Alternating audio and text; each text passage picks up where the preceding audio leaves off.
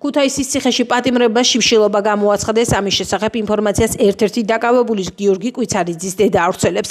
ეთერ კვიცარიძე პირველებთან ინტერვიუში ამბობს, რომ პროტესტის უკიდურეს ფორმას მისმა 32 წლის შვილმა და მინიმუმ კიდევ 2 პატიმარმა უსამართლო მართლმსაჯულების გამო მიმართეს. მოშიმშილე პატიმარი გიორგი კვიცარიძე ის IT სპეციალისტია, რომელმაც პოლიციის შიდა მიმოწედის სისტემაში შეაღწია და პოლიციაში მოქალაქეების სასტიკი ცემის კადრები საჯაროზე გამოიტანა. ის მასალა, რომელშიც ქობულეთში 3 ახალგაზრდის ცემაა ასახული. მსჯავრდებული IT ტექნოლოგიის კვიცარიძის ოჯახი ამტკიცებს, რომ პოლიციელების მხრიდან დანაშაულის ჩადენის კიდევ 30-მდე ვიდეო აქვს. ეთერ კვიცარიძის თქმით, ახლა ქუთაისის ციხის უფროსი მის შვილს ეუბნება, რომ ვიდეოები გააქროს და ამის სანაცვლოდ სასჯელის 1 წლამდე შემცირებას ჰპირდება.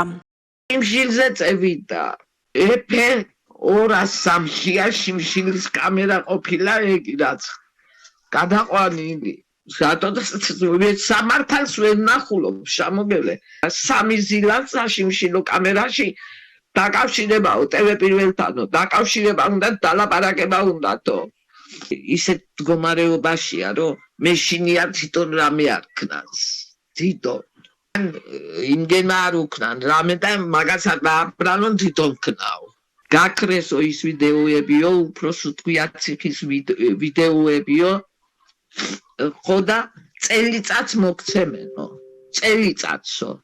ეგი ადვოკატს რო უთხარი, მასი არ ხდებაო, კაცო, არაფერზე არ გაყვესო, მე უნდა მითხრანო, მაგიო, მეო, პირადათო, მაგენიო, იტყუებიენო.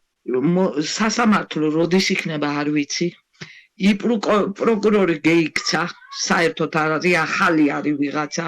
დნმ ვერ მოამბენ, თავი ვერ გააკეთენ. დნმ გიგას არა, თბილისშიაო დნმ გაზანილიო და როდის იქნება არ იციან. ეს კიდო 2 ვიღაცა, ორივე არ მახსოვს იძახა პოლიციელებმა, ადვოკატმა ამეიღო ხმა, არაფერი აღარ გახსოვთო რა არის, ეგიო. მოსამართლეება, არაფერი რეაგირება არ იყო. ხო უნდა ეთქვა, კაცო, თუ არ გახსოვს, რაზე მოდიხარ აქანა? რაზე?